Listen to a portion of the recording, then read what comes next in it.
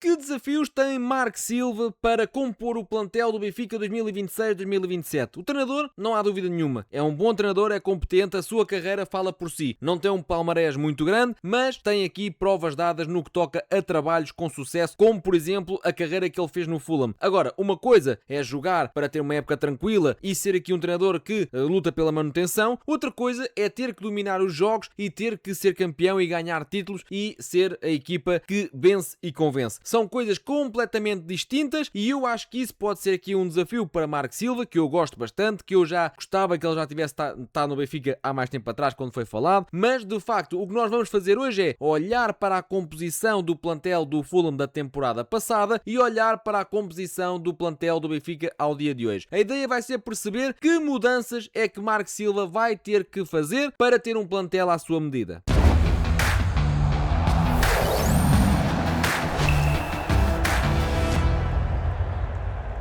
E como acontece por vezes, eu tenho que iniciar este episódio a agradecer-vos, porque isto é graças a vocês, e não só o grupo do WhatsApp está cheio de gente a responder às sondagens que eu lá vou pondo quase diariamente, como também aqui o próprio canal do YouTube chegou às 11 mil e de repente já está quase com 11.400 subscritores. Portanto, vocês são uma comunidade incrível, o Benfica é grande, nós adoramos falar do Benfica de forma positiva, construtiva, criticar quando é preciso criticar, elogiar quando é preciso elogiar, e para isso estamos cá a fazer mais este episódio de hoje, onde nós vamos falar sobre o que Marco Silva terá que ter ou não ter para que o plantel esteja à sua imagem. Marco Silva, vou-vos já dizer, não tem um histórico muito grande de lançar jovens, ok? Nós aqui, agora na pré-época, temos muitos jovens no plantel. Eu já vos fui dizendo que há aqui 2 ou 3 que têm potencial, e já nem estou a contar com o José Neto e com o Banjaki, porque esses já se percebeu que vão ficar no plantel. Depois há aqui a questão do Umé e do Miguel Figueiredo, que podem ser interessantes. O Umé acho que não vai, até porque o Benfica está à procura de um extremo,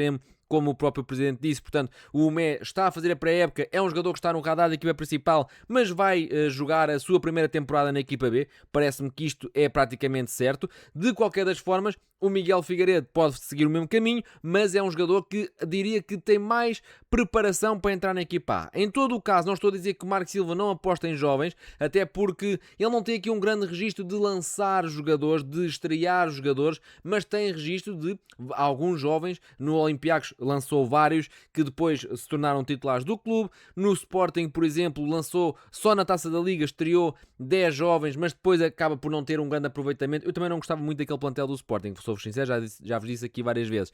E depois também, aqui no próprio Estoril, o Lord Licá, o grande Licá, que depois foi para o Porto, também foi um jogador potenciado por ele enquanto um jovem do clube. Portanto, estamos aqui a falar de um treinador que trabalha bem os jovens, mas que não é um treinador de uma aposta firme e de só juventude e só formação. Não é esse o ADN de Marco Silva, pelo menos não tem sido, mas sabemos que agora está num clube que tem uma formação muito desenvolvida e com muita capacidade. Portanto, mantenham-se aí até ao final do vídeo ou até quando quiserem, mas a ideia é mostrar o plantel do Fulham por posição e depois o plantel do Benfica por posição. E nós vamos ficar com uma ideia de número de atletas e posições que ele gosta. Quantos por posição, onde é que ele gosta de sobrecarregar mais, onde é que ele gosta de ter menos opções, e logo por aí vamos ter aqui também uma ideia de qual é que é a filosofia do Marco e também um gráfico curioso que eu guardei aqui para o fim do episódio, ou mais para a frente, em que vou comparar em gráfico o desempenho da temporada passada do Fulham e da temporada passada do Benfica. Reparem que são contextos completamente diferentes. Marco Silva estava a jogar a melhor liga do mundo num clube que luta para ficar a meio para não descer, e ele ficou a meio da tabela, e o Benfica luta para ser campeão, embora o ano passado não o tenha feito. Mas são contextos completamente diferentes. Isto não quer dizer que um treinador é melhor que o outro, que um clube é melhor do que o outro. Claro que o Benfica é melhor do que todos os clubes no mundo, mas isto não é essa a ideia, é para percebermos o perfil do treinador que este episódio serve. Em todo o caso, antes de avançarmos aqui mais a fundo, queria dar os parabéns ao Rodrigo, que é um espectador deste canal, um jovem espectador, mandou-me mensagem a perguntar se lhe podia dar os parabéns no dia de hoje. E Rodrigo, muitos parabéns, porque este canal é para vocês, portanto faz todo o sentido estares englobado neste episódio. Ora então, Marco Silva já sabemos que é um treinador que gosta de levar a bola para a frente, é um treinador muito objetivo, muito vertical, é um treinador que gosta de, em poucos toques, faz aqui lembrar um bocadinho, se calhar, Roger Schmidt a certa altura, embora o gegenpressing do Roger Schmidt, aquela pressão muito alta, muito intensiva, não é tanto a imagem do Marco, apesar dele gostar de pressionar em cima, de recuperar a bola rápido, mas aquela pressão do desenfreada do Roger Schmidt era realmente a escola alemã, o gegenpressing alemão. E depois aqui acaba por ser aqui um traço também meio que de Marco Silva, que é pressão alta, recuperação rápida da bola, em poucos toques, ter a bola em situação de golo ou na grande área ou no último terço do adversário. Esta é a sua imagem de marca. É um treinador que não é conhecido propriamente por ter aqui um ataque posicional muito forte, é muito mais forte em pouco tempo pôr a bola lá em cima, pode ser até em ataque posicional, pode ser em transições, pode ser em contra-ataque, como vocês quiserem chamar, ou como vocês quiserem ler o tipo de jogada que for, mas não é alguém que gosta de rendilhar muito o seu jogo, e é isso que eu estou a dizer, ok? Não é aquele treinador que gosta de passar muito tempo com paciência à espera, ou melhor, as suas equipas não são essas equipas, de passar muito tempo num tiki-taka, a ver onde é que se abre um espaço para meter a bola. Não é tanto assim, gosta de objetividade e de velocidade no seu jogo, e eu acho que acaba por condizer com também aquilo que nós esperamos do Benfica. Contudo, também temos que ver que para isso é necessário, se calhar, o Benfica ter aqui um traço de jogadores que eventualmente em algumas posições ainda não existe, ou não existe de todo, ou não existia de todo já na temporada passada. E agora vai ser necessário dar isso ao treinador. Desde logo, o Benfica tem tido aqui um problema muito grave, e não é só de Mourinho. Não, se calhar não era só de Lage, se calhar já vinha de Roger Schmidt, mas eventualmente Lage e Mourinho sentiram mais esse, porque também não são treinadores de ter bola, e o Benfica sempre que era pressionado, fosse por um clube grande, fosse por um clube mais pequeno, o Benfica tinha muita dificuldade e muitas das vezes cometia erros escusados, erros forçados, que eram nada mais nada menos do que na fase de construção, na primeira fase de construção, a bola não tinha muito por onde sair. O Dedic basicamente é um jogador que sai através do drible e acaba por arriscar, e às vezes corre bem, outras vezes não corre. O Bá não é um jogador muito evoluído a jogar sob pressão, nem é um jogador muito tecnicista. Tomás Araújo dá essa saída, mas é só um. O António, com confiança, consegue fazê-lo, mais ou menos, não é o seu ponto forte, mas mais ou menos consegue desenrascar. Inclusive houve um lance que até deu gol agora na reta final do campeonato, mas não é também o seu traço forte. E não é um jogador que esteja sempre, ou pelo menos não tem sido esse jogador ao mesmo nível. Otamendi não era um construtor, longe disso, e o Dal também não. Portanto, eu diria que o Benfica, à partida, se quer construir, tinha que dar aqui um toque diferente à defesa. E o primeiro reforço foi o Lenglet, que acaba por ser um central construtor. Agora, resta perceber como é que o Benfica quer jogar nesta temporada com o Marco Silva, porque, de facto, o que faz mais lógica é o Benfica ter Lenglet e Tomás Araújo, que na minha opinião são os dois melhores centrais do Benfica. Agora, uma coisa eu vos digo, são os dois mais macios, não são dois centrais agressivos, não são dois centrais muito autoritários, e quando eu digo agressivos não é no sentido negativo, mas sim no sentido positivo, de disputar muitos duelos.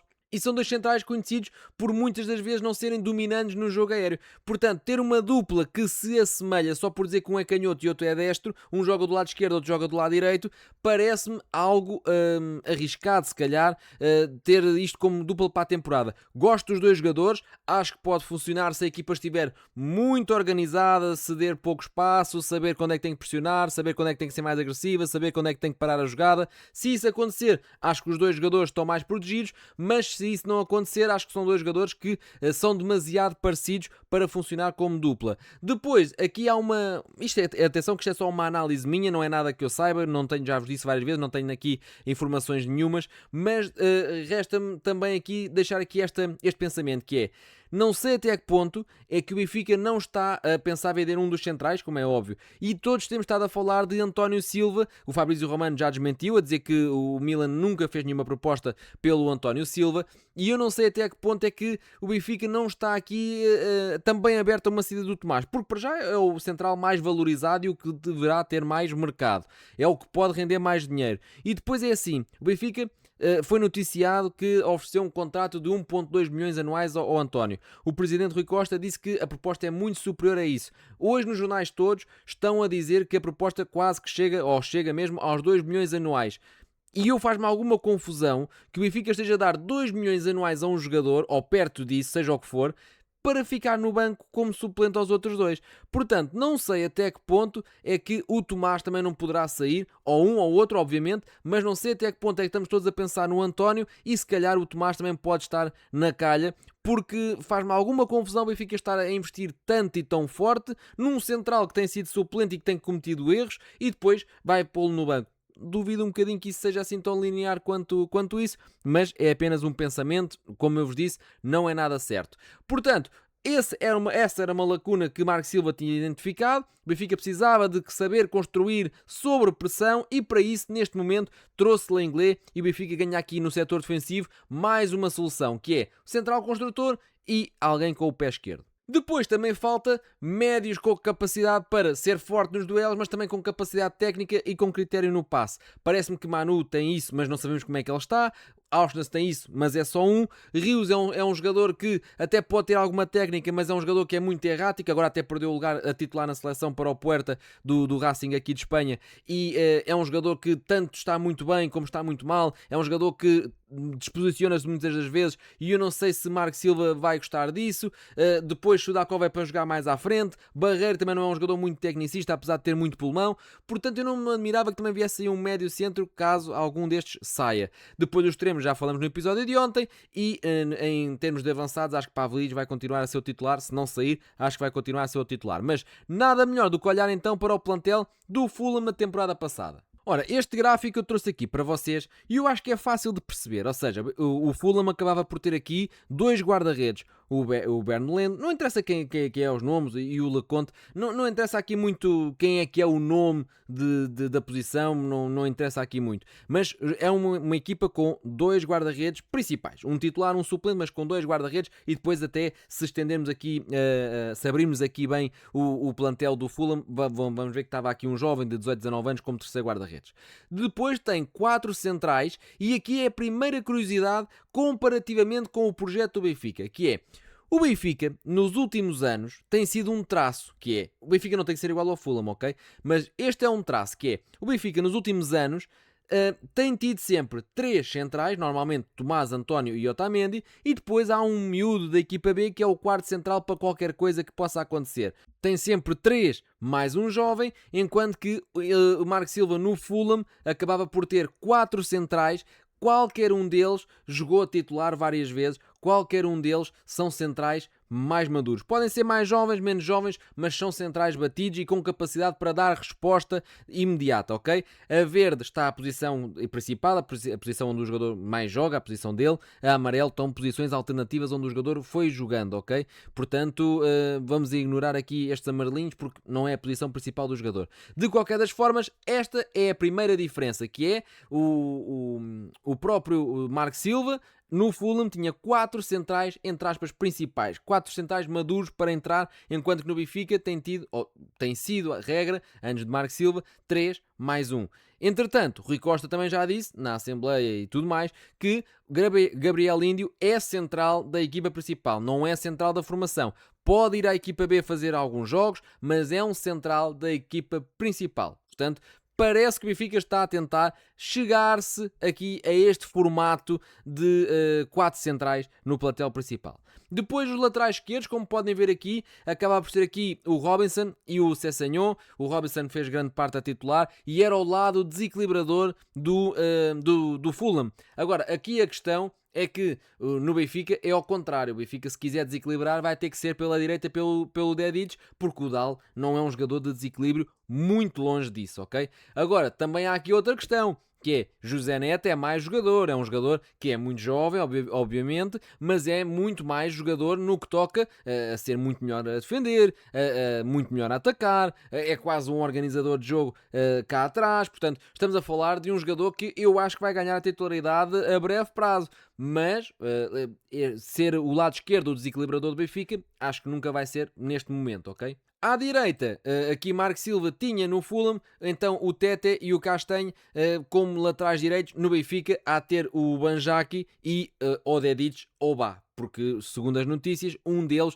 vai acabar por sair. Portanto, no setor defensivo, eu diria que dois laterais esquerdos, dois laterais direitos ele tem no Benfica, e os quatro centrais que ele gosta de ter também vai ter, porque Gabriel Índio vai contar para esse lote, ok? O Benfica fez a questão de trazer mais um central que vai fazer 18 anos e vai integrar o plantel principal, mesmo que seja a quarta opção. Depois, no meio campo, reparem que médios defensivos, um 6 defensivo claro e sem qualquer tipo de dúvida, é o Sander Berge. Acabava por ser aqui um 6 mais declarado. E depois tinha aqui muito de box-to-box, de médios centros que conseguem fazer transição de um lado para o outro, que era Lukic, o Reed e aqui o Kearney. Agora, aqui a questão é... o Marco Silva no Benfica, se fizermos o transfer, eu já vos vou mostrar aqui a imagem do Benfica, vai ter aqui algo parecido, sendo que o 6 ao dia de hoje é o Enzo Barrenetxea, que eu acho que vai ser essa vaga ocupada pelo Manu. Eu acho que é isso que vai acontecer, pela disponibilidade física de cobrir um raio maior do Manu, mas ainda veremos como é que o plantel vai fechar. Eu acho que vai sair, ou tem que sair, malta do meio campo. Ainda assim, Marco Silva, depois, como podem ver ali, médios ofensivos, tem 3. E isto pode-se responder aqui a uma pergunta que nós temos feito muito, que é, ok, então se existe Sudakov, se existe Rafa, onde é que cabe Gonçalo Moreira? Então pode caber, porque no Fulham também havia um 3. Agora, também vos digo, aqui este Luke Harris, o que acontece é que fez 4 jogos na Premier League, depois fez mais 4 na Taça e mais 4 na Taça da Liga. Ou seja, era um jovem, ou é um jovem do Fulham, que Marco Silva conseguiu ir sacar ali 12 jogos ao jogador, e eu acho que o Gonçalo Moreira merecia mais do que isso, mas agora há Rafa e não há aqui muito para fazer. De qualquer das formas, já não é uma situação nova ele ter 3 jogadores para a mesma posição naquele local do terreno. Depois aqui, a extremo direito, está aqui o Oscar Bob como extremo direito, foi o extremo direito principal do plantel, era o que contava, mas de qualquer das maneiras também havia Chukwueze e também havia a Adama Traoré, sendo que o Chukwueze acabou por ser aqui um jogador que jogou mais à esquerda do que à direita, e depois o Adama Traoré também pouca jogatana fez. A verdade é que é um jogador que apareceu, teve ali um boom por ser muito rápido e muito musculado, mas depois entretanto também foi desaparecendo. Como pontas de lança, o Muniz e o Jiménez, que por acaso também não aparece aqui, curioso. Bem, então vamos andar aqui para trás, deixem-me só ver aqui como é que eu vos posso mostrar isto tudo. Ora, aqui está, aqui já aparece a lista completa e dá para perceber que havia aqui ainda Jiménez, que era desde logo um dos titulares, a par do Muniz, e o Assare, que ainda fez alguns jogos, apesar de ser um miúdo, para apostar. Portanto, aqui o que nós podemos retirar é que o próprio Marco Silva tinha aqui um plantel com 3 guarda-redes, sendo que um deles era o terceiro e nunca jogou. Tinha aqui 2 laterais para cada lado, 4 centrais a valer, que é uma mudança naquilo que é o Benfica. Depois tinha aqui apenas um número 6 e o resto ou era box-to-box ou era o médio ofensivo. E depois tinha aqui extremos para os dois lados. Tinha aqui 2 para cada lado, sendo que o Traoré pouco contava e o Chukwueze está como extremo direito, mas acabou por jogar mais à esquerda. E 3 avançados. Portanto, este é o plantel do Fulham. Passando para o do Benfica. Aqui dá para perceber que até agora existem 2 guarda-redes, Trubin e Samuel Soares. Aqui não há nada a dizer, depois há de haver aqui um guarda-redes como terceiro guarda-redes, pode ser o Diogo Ferreira, pode ser o Arnas, logo se vê quem é que vai ser o terceiro guarda-redes, pode ser o André Gomes. Eu duvido muito que o André Gomes fique como terceiro, ou fica como segundo, ou não fica e é emprestado outra vez. Eu acho que a baliza do Benfica ainda vai sofrer mudanças, mas está dependente se Trubin sai ou não. Depois, a nível de centrais, aqui o Transfer Market ainda não contabiliza o Gabriel Índio, porque na verdade o jogador ainda também não foi oficializado. A verdade é um bocadinho esta, o jogador tem que esperar pelos 18 anos, ele está aqui com uma autorização dos pais e da FIFA, portanto ainda não está aqui no plantel, mas faz parte. Portanto, será aqui Tomás Araújo, António Silva, Lenglet e Gabriel Índio. Na esquerda, o Obrador não vai contar, aqui estão 3 laterais, mas o Obrador não vai contar, então José Neto e Dal à data de hoje. E depois aqui na direita, acaba por lá está ter que sair um dos laterais, à partida será Bá ou Dedic, Banjaki é para continuar. Depois aqui, eu diria que aqui eu não contabilizava como o Transfer Market contabiliza, que é a questão de Manu e Enzo, ok, são o número 6 construtor, não são destruidores de jogo como um Feza, por exemplo, mas são 6 que gostam mais de construir. E depois aqui é colocado também o Rios, mas aqui eu vou mais na corzinha amarela, que é, ele é muito mais médio centro e box-to-box do que o número 6. Jogou muitas das vezes como o primeiro jogador a pegar a bola do Benfica, mas nem devia ter essa missão porque ele não tem essa capacidade, mas de resto é um jogador muito mais de transporte do que de construção, é isso que eu estou a dizer, mas de resto aqui é contabiliza. Depois, Leandro Barreiro, Auschwitz e o João Veloso que não vai contar, já sabemos que vai sair, nem sequer está no trabalho, apesar de pertencer ao plantel, mas nem sequer está nos trabalhos, portanto, aqui é a primeira mudança. Enquanto que no Fulham havia um médio centro, havia um médio defensivo e 3 médios centros e 3 ofensivos, aqui a diferença é que o Benfica tem 2 defensivos em vez de 1. Eu acho que o Barrenetxea vai sair, como eu já vos disse. E depois acaba por, e vou passar o Rios cá para baixo, e acaba por ter 3 médios centros, porque o João Veloso vai sair, então é a Barreiro, Auschwitz e o Rios. Portanto, a nível de médios centros está igual ao Fulham, a nível de número 6 o Benfica tem um a mais neste momento. A nível de médios ofensivos está aqui o Sudakov, mas está aqui o Sudakov e vai ser aposta, como o próprio treinador já disse, mas depois também está aqui o João Rego e nós vamos retirar aqui o João Rego desta função, vamos dizer assim, e vamos colocar aqui o Gonçalo Moreira, que me parece justo, ok? E aí já fica mais equilibrado. Porquê? Porque o Rafa, segundo o 0-0, não é um médio ofensivo, é sim um segundo avançado, e eu concordo, ok? Eu concordo. O Rafa, esqueçam isso de jogar na linha, já não é esse jogador há muitos anos que ele não joga na linha. Inclusive no Benfica, foi testado lá antes de sair do Benfica e agora quando regressou, e já não é um jogador de fechar corredores. Esqueçam isso, ele não vai ter essa capacidade. Depois à direita existe aqui Tiago Oveia, Luca Bacchio, Prestiani. Eu acho que Prestiani e Luca Bacchio são para já os extremos direitos e só depois da saída é que poderá chegar alguém. Gouveia acaba por ser aqui o joker, diria eu. O Benfica, vamos imaginar o cenário seguinte, que é à esquerda existe Sheldrup, e Bruma, que também há de ser para sair, mas vamos dizer que existe Sheldrup, há de chegar alguém para fazer concorrência a Sheldrup. Do lado direito, Luca Bacchio e Prestiani, e o Gouveia, jogando dos dois lados, vai ser o joker para ir alternando ao longo da temporada como jogador de rotação. Esta é a minha leitura. Se o jogador não aceitar isso, se o Benfica não achar que é necessário, então ele deve sair. Acho eu que vai ser muito por aí. A nível de avançados, aqui ainda está o Henrique Araújo, mas o Henrique vai sair, então fica Anísio, Ivanovic e Pavlidis, fazendo a mesma coisa que havia no Tottenham, que era um jovem, neste caso aqui é o Anísio, e 2 principais entre Muniz e Jiménez, aqui é entre Pavlidis e Ivanovic. Portanto, o que nós estamos aqui a dizer é que os plantéis do Fulham e do Benfica acabam por ser muito parecidos. Não há aqui grandes diferenças no que toca à construção, à forma como eles estão construídos. Não há aqui grandes diferenças. Um tinha ali mais um central, o Benfica tem mais um 6. Isto depois ainda vai ajustar, porque já percebemos todos que vai haver muitas saídas ainda dos plantéis. Ainda assim, posso-vos mostrar aqui o gráfico de comparação. O Benfica é o azul, e eu já vos disse, isto é o software que escolhe meta automático, não sou eu, não consigo configurar as cores. E o rosa ou o magenta é o Fulham. E reparem que isto aqui não interessa se a setinha está mais para cima ou mais para baixo, ok? Isto aqui vai buscar a quantidade de dados disponível para duelos, para pressão bem sucedida, para golos, ataque. São duas equipas, uma defendia mais, outra atacava mais, uma luta para ser campeão, outra luta para não descer. Portanto, o contexto é diferente. Mas o traço de jogo, reparem que é muito idêntico, e nós tínhamos falado disso quando o Marco Silva chegou ao Benfica, que é, de todas as opções que se falou, o Marco Silva era aquele que mais se adapta ao trabalho que vinha a ser feito com o Lage e com o Mourinho. Reparem que o desenho, a ideia, acaba por ser muito parecida, se calhar à exceção dos contra-ataques, que é um treinador, como lá está, muito mais vertical, muito mais objetivo, consegue ter mais contra-ataques mais bem sucedidos. Agora, a forma de jogar do Benfica ano passado e a forma do Fulham são parecidas, são idênticas. Agora, o que acontece é que hoje em dia Marco Silva é um treinador muito mais moderno, com ideias muito mais positivas.